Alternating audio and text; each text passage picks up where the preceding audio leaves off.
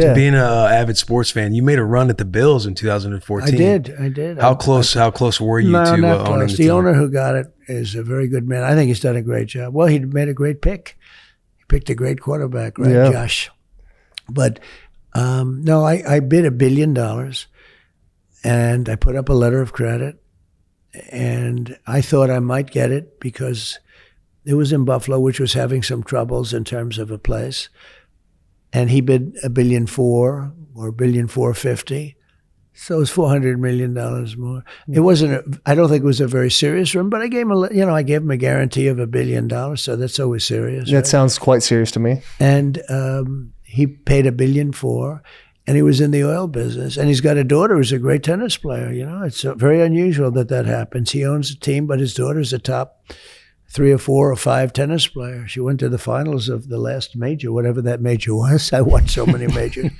But, and he's a very nice guy. I think he's terrific. I think he's done a great job with that team. He drafted a quarterback who was going to be the number 1 draft pick. And then he said things on the internet that weren't good. You understand that? Mm-hmm. Mm-hmm. And he said...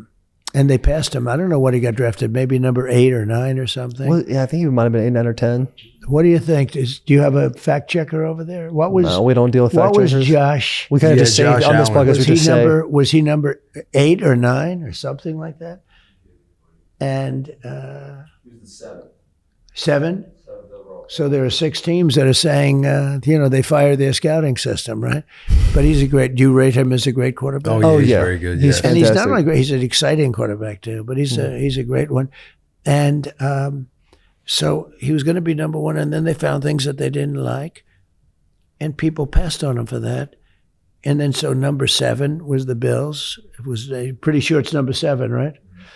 And number 7 was the Bills, and he picked him, and he took him around on an apology tour for a day. And he ends up with one of the best quarterbacks, which is pretty good. Yeah. The funny thing is you never know how a quarterback's going to turn out, though, because you see people that have a 0 chance of failure and they don't do well. And then you see, like as we're talking about with San Francisco, right? Yeah. Was he very good in college? Was he a Brock great? Purdy? Brock Purdy? Yes. Yeah, I mean, he Iowa was State, good. He was solid. Good, but Iowa not, State. Yeah, I think he just had. It was kind of like a Tom Brady situation where there was a lot of guys that people thought were better than him, and he just like didn't have the arm or didn't have the speed or didn't have the accuracy. It's always, I think, when you get into the sport of the NFL and the scouts, they tend to nitpick way too much and they'll talk themselves in or out of anything. That's when you see like influence from the draft as it goes. Like some guys maybe a top 15 pick, and all of a sudden 2 weeks before, it's like, this guy might go 1 overall, and he ends up going 1 overall. So you just see people talking themselves in and out of things. But obviously, the kid's got incredible talent. Mm-hmm. the all-time great of that was the great Lou Gehrig, right? Was it Wally Pipp? Wally Pipp? Yep. Came out Wally for just Pipp? a little bit. Wally Pipp, right? Mm-hmm. So Wally Pipp, it's a long time ago. It's a long time since I've told this story, but Wally Pipp was a very good first baseman. He batted like 280, great fielder. And one day he wasn't feeling well. He said, "Coach, I just don't feel well. I'm not feeling well. I won't be able to make it today, Coach." And the coach looks over at the bench, takes an 18-year-old kid who actually came out of college. He went to Columbia, takes an 18-year-old kid who's sitting there, and he said, "Lou, take over first base." And, okay, Coach. He goes out and he got like, first game, 2 home runs, a single and a double or something. The next game, he'd ripped the hell out of it for 3 or 4 games. Played out of his mind. He had like 5 or 6 home runs. Mm-hmm. The coach said, "Well, I've never seen anything like this." Anyway, Wally gets better. He said, "Coach, I'm ready." Job wasn't there. He looked at him, he said, "I'm sorry, Wally." You know what Wally said? "I thought you'd say that." Really? He understood. Yeah, I mean, it was Lou Gehrig.